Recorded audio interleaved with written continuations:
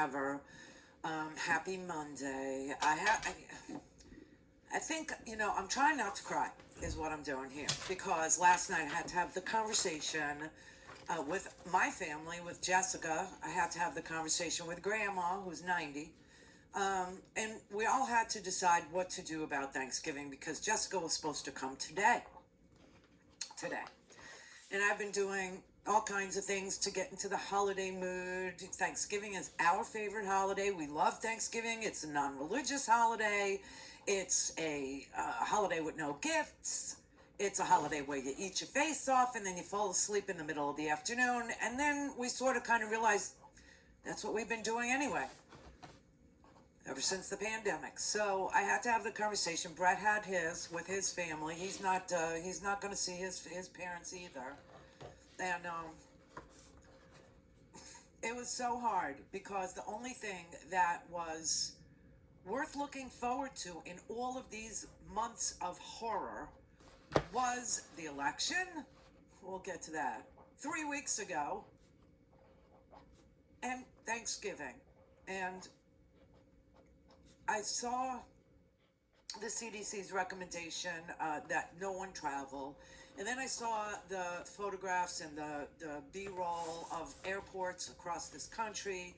I saw crowds. I saw an enormous amount of people in a small confined space, like at the gate or going through security or at the check-in counter, at the at the terminal or at your airport. And I just thought, holy crap.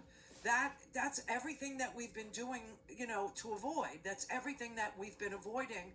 You go, to the supermarket, you're in, you're out, you wear your mask, you have a list, you run through the aisles, you don't go with a crowd of people. You don't even bring anybody with you anymore, and I just, the idea that it was partly that I was so scared that she would get sick because she was the one that was traveling.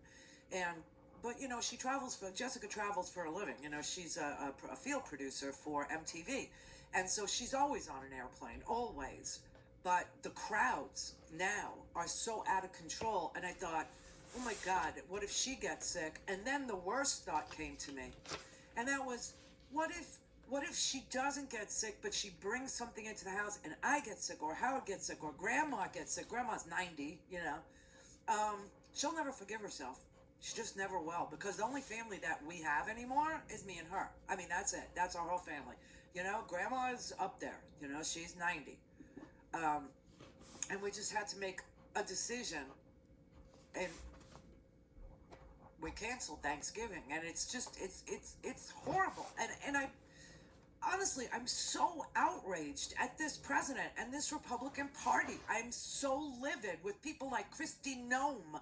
I'm so outraged with people like, those bikers that had to go all over the country. And, I'm just so angry at people who are just too dumb to be neighbors with.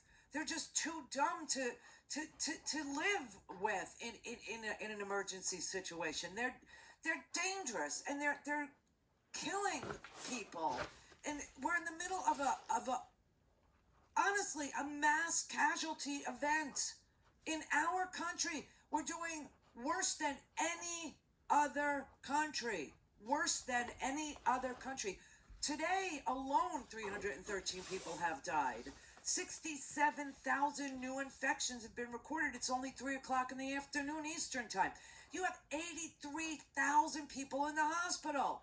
And the lunatic fringe who is getting diagnosed with COVID, like, Junior over there, they're very busy telling you, oh, we know how to deal with it and nobody dies. And, it's a lie. It's an absolute lie. And now you have this after lingering effect called, long haul syndrome. And, people are trying to figure out what did it do to the liver, to the heart, to the kidneys? What did it do to the brain that people, are losing their balance, and that they've made it through COVID, but their limbs feel like logs and they have no energy and they can't carry supermarket packages. They can't carry a bag from the supermarket to the car without being breathless. And these are people that were marathon runners. These are people that were yoga instructors. These are physical fitness, gurus. And they just, so we canceled it. And El Paso, I'm looking at El Paso, Texas. They brought in the freaking National Guard to help carry bodies to trucks because the morgues are full. And and we have a president that is literally doing that. He lost an election 3 weeks ago, and he still hasn't conceded. He still hasn't given up. It's like, one last Hail Mary. It's like Hail Satan is what it is. It's like we have the devil in charge with the vampire elite strike force team. I mean, this is so heinous and ugly. And, while we're in the middle of all this, he's literally trying to kill not just us, but our democratic process. It's just, who are these people? Who are they? Go back to hell where you came from, Spawn. Get out. Just get out.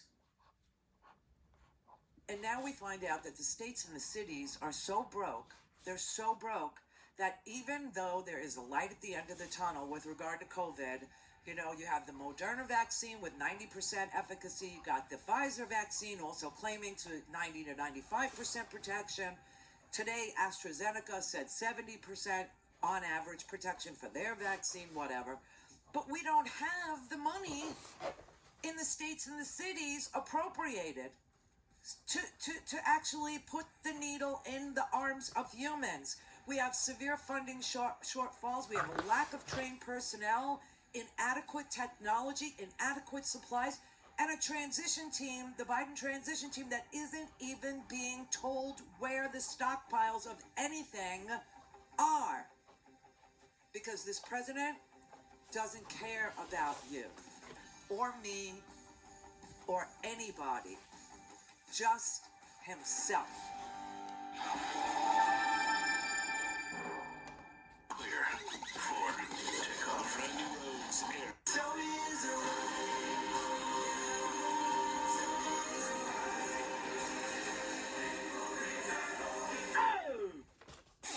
all things Randy at RandyRhodes.com.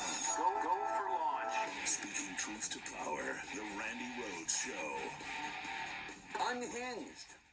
A Frankenstein's monster.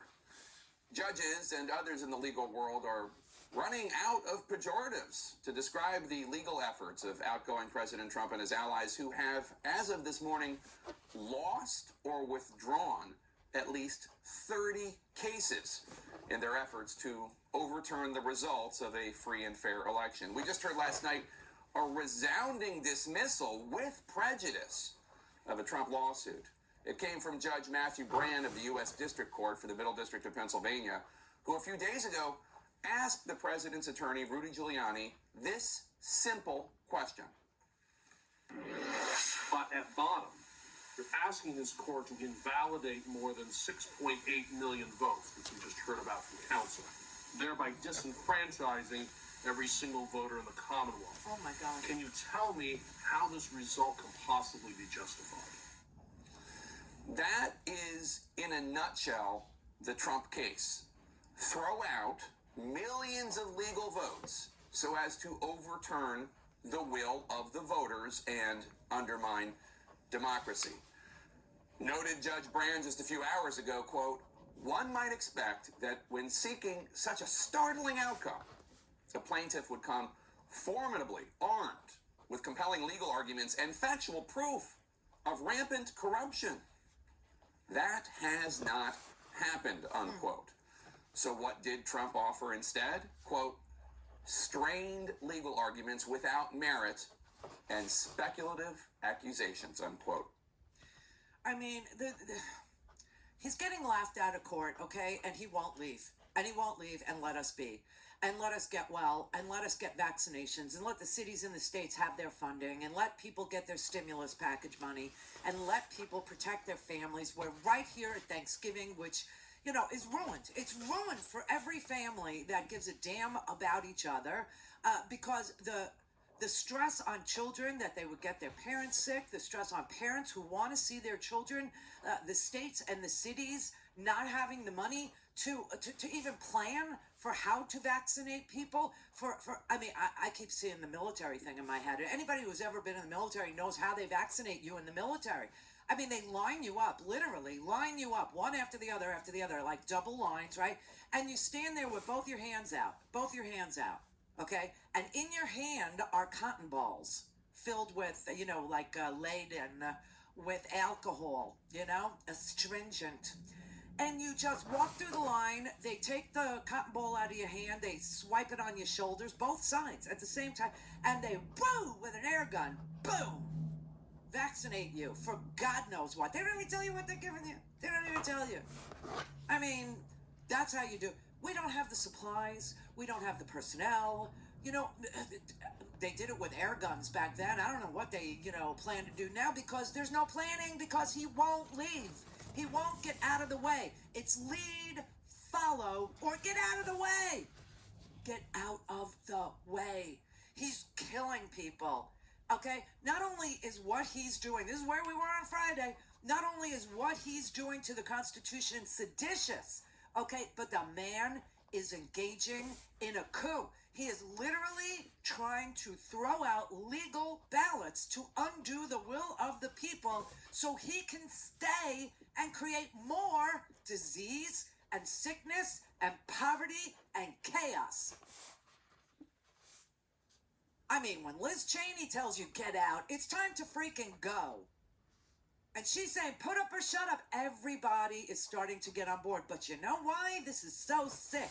This is so ugly. This is the truth about America these days, today, okay? Ever since Citizens United, the reason why Republicans are jumping off the ship like, drowning rats has nothing to do with the right or the wrong or the Constitution or the law or respect for human life. No, it has to do with the fact that the business community, Blackstone and Condé Nast and MasterCard and Visa and MetLife and Accenture and the Carlyle Group and McGraw-Hill, they have all sent letters to the Republicans in the Senate. And they said, we're not going to give any money to these Senate runs in Georgia. We're not going to participate financially. And that race in Georgia is all you got left. Okay, Mitch McConnell? Okay, Lindsey Graham? That's all you have. To keep control of the Senate are these two seats held by these two criminals in Georgia. Kelly Loeffler and David Perdue, who's too chicken to debate John Ossoff because he is dirty. He's a criminal, and so is she. And they won't show up. But we thought maybe we could just shove some money down the throats of various people in Georgia, and we could help you out. But you know what? We can't help you out, because this COVID thing is killing our businesses. So we're going to sit it out in Georgia. Good luck to you. Go with God. Good luck with your unhinged media pals. Good luck with your Chi-Com conspiracies and your QAnon chaos. Good luck with that. We're not putting any money into that Georgia race. And that is why they're starting to yelp. That is why they're starting to say, it's time for him to go. Because they see the gravy train coming to a screeching halt. They don't see the death. They don't see the people not being able to, I can't breathe should be the new American motto. Forget e pluribus unum. I can't breathe. That's America. And it's infuriating because it didn't have to be like this. And it doesn't have to be like this. And he's not leaving. He's not helping. He's not giving access to or providing comfort, aid, whatever it is. He lost. And he knows he lost. That's the sick part. So when the money starts to dry up, or the money sends a letter and the money says, I'm sorry, this is a farce. It's embarrassing. I get that you are on the verge of keeping power in the Senate, but you know what? You're on your own. Good luck with OAN. Good luck with Breitbart. Good luck with Gateway Pundit. Good luck with Fox, okay? Best of luck to you. We're out. It's the only thing they listen to. It's the only thing they pay attention to.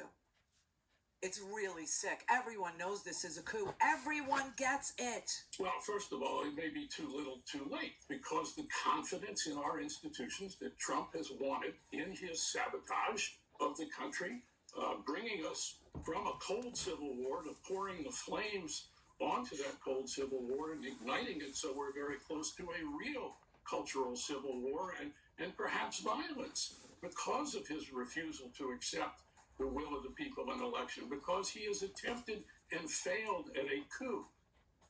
Everyone knows it. Everyone understands the man is engaging in sedition. Everyone knows that he is trying to attempt a coup, but he's just too stupid to do it. Everyone knows that. But you know what? The next group, they won't be as dumb. Maybe they'll plan better. Maybe they'll be a little more careful. You know, Michigan was supposed to certify its election at the state canvassing board, which has one job to certify. Still hasn't done it. Clear for takeoff. Randy Rhodes Air Force. Joke.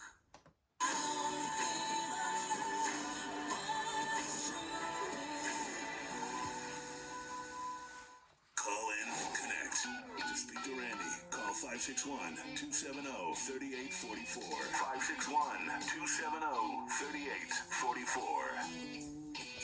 561-270-3844. The Trump team's argument to the public that millions of votes were stolen through election software is quite literally insane. It is the upside down. Wild invocations of Hugo Chavez and George Soros. No evidence, no proof.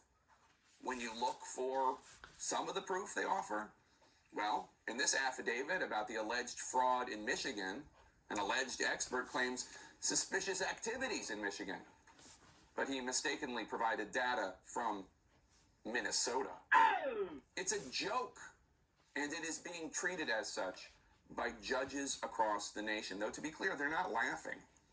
A state court judge in Arizona dismissed the lawsuit by the Arizona Republican Party there with prejudice, inviting the Secretary of State of Arizona to apply to have her legal fees paid for. Wow.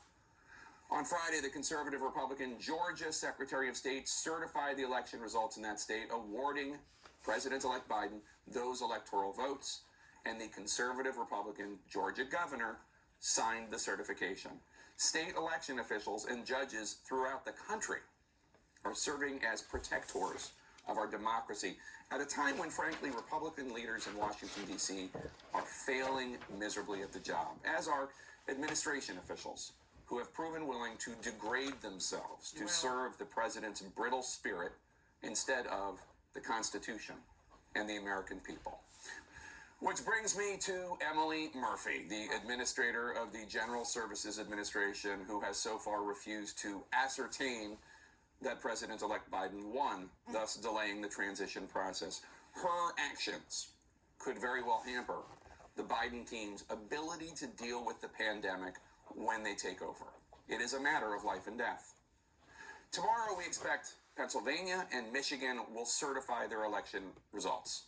If you focus only on the states where the Trump team has been filing legal challenges and contesting the results, that means tomorrow Joe Biden will again definitely and officially secure enough electoral votes to be president, according to the state certification process this time.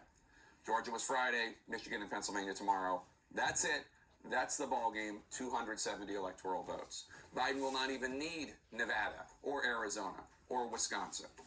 Emily Murphy's legacy will be written in stone tomorrow, in all likelihood. What will that legacy be? And how many more of you watching this here in Washington, D.C. are willing to have your legacies be that you played a role in what will inevitably be recorded by history as a clownish, failed, and please God, we hope, nonviolent coup. Everyone's saying the word now, the big C word. And it ain't Constitution, it's coup. The next word is sedition. That's what we are living through in the middle of a mass casualty event. Wow. Wow. Just take that in. Just understand the reason you can't see your family. Just understand the reason why we are here. The reason why we are worst in the world for deaths, worst in the world for transmission of this disease, worst in the world for response to it. Our hospitals are packed to the gills. I mean, packed. You got 1,000 hospitals today, 1,000 of them critically short of staff. All 50 states, Washington, D.C., and Puerto Rico, all of them. North Dakota, 51% of hospitals reported they're facing shortages. 7 states, over 30% of their hospitals are in trouble.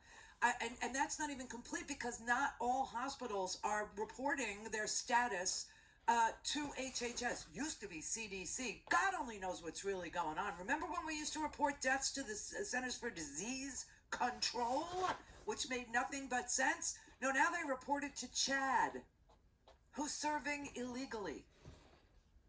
So God knows what Chad's doing with the numbers. But you got 40 states and Puerto Rico, Nebraska, Virginia, Missouri. They top the list of the places that are expected to have the biggest upticks and the shortest number of staffers to take care of these excess patients. Arkansas, Colorado, Iowa. They're looking to transfer their patients.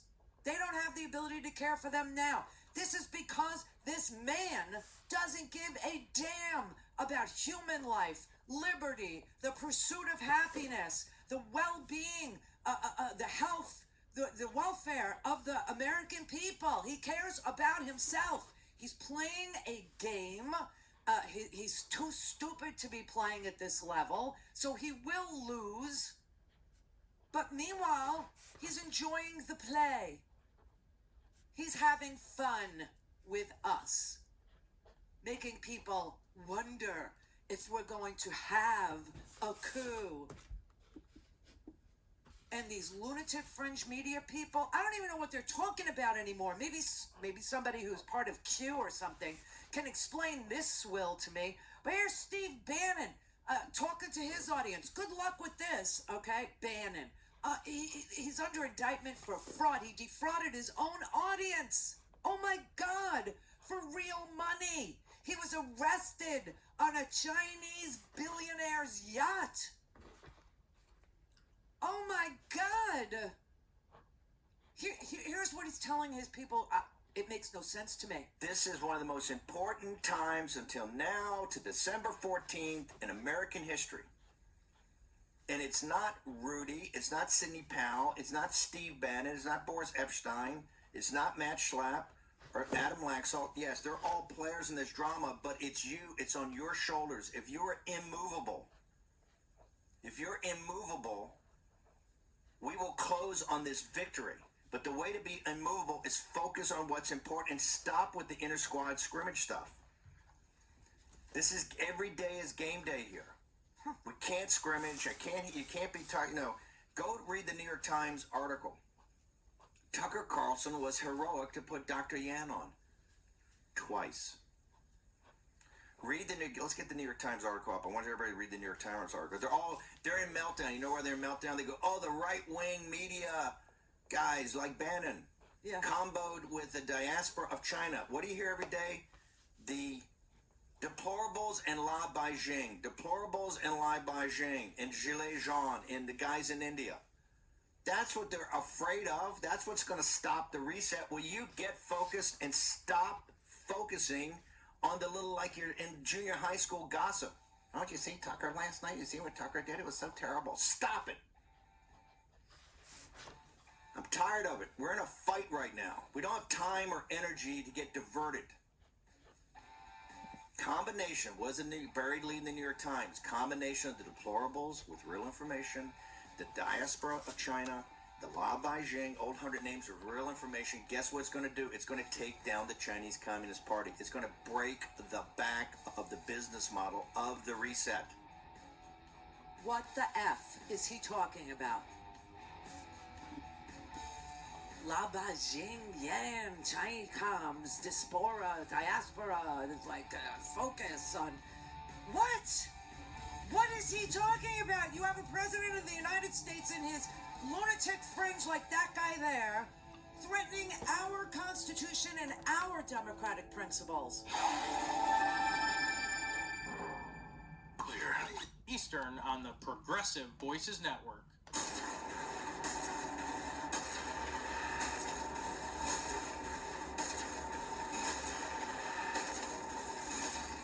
Fatality. This is the Randy Rhodes Show. To speak with Randy, dial 561-270-3844. That's 561-270-3844. This is stunning, heartbreaking, infuriating, and the most unpatriotic acts I can even imagine for people in this country to have participated in any way, shape, or form. And I want the American public to know right now that we will not be intimidated. American patriots are fed up with the corruption from the local level to the highest level of our government, and we are going to take this country back. We are not going to be intimidated. We are not going to back down. We are going to clean this mess up now. President Trump won by a landslide. We are going to prove it, and we are going to reclaim the United States of America for the people who vote for freedom. You're fired. There you go. The elite strike team. The elite strike force. They talk to people like they're playing freaking video games. This is so sick and twisted. Everything's the Death Star. The United States of America, our government, our Constitution is the Death Star, everybody. And we're all on Dan Tui. I mean, this is just crazy. The elite strike force. You're fired.